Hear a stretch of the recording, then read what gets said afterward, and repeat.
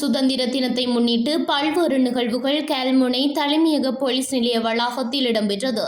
இதன்போது தேசிய கொடி ஏற்றப்பட்டு தேசிய கீதம் இசைக்கப்பட்டதுடன் நாட்டுக்காக உயிர் நீத்த முப்படையினர் மற்றும் அனைத்து தரப்பினரையும் நினைவு கூர்ந்தும் 2 நிமிட மௌன அஞ்சலி செலுத்தப்பட்டது. அத்துடன் கல்முனை பிராந்திய உதவி போலீஸ் அத்தியட்சகர் MK இப்னு அசாரின் வழிகாட்டலில் கல்முனை தலைமையக போலீஸ் நிலைய பொறுப்பதிகாரி KAL லசந்த கழுவாராய்ச்சி தலைமையில் மரக்கன்றுகள் போலீஸ் நிலைய வளாகத்தில் நடப்பட்டது. அத்துடன் கல்முனை தலைமையக போலீஸ் நிலையத்துடன் இணைந்து பிரபல சமூக சேவகரும் இளம் தொழிலதிபருமான மஜ்மூத் மாஜித் தலைமையில் சுதந்திர தினத்தில் போலீஸ் நிலைய முன்றலில் 200 பேருக்கு பால் தேநீர் தன்சல் ஏற்பாடு செய்யப்பட்டு வீதியில் சென்ற பொதுமக்களுக்கு தேசிய கொடிகளுடன் வழங்கப்பட்டமை குறிப்பிடத்தக்கது.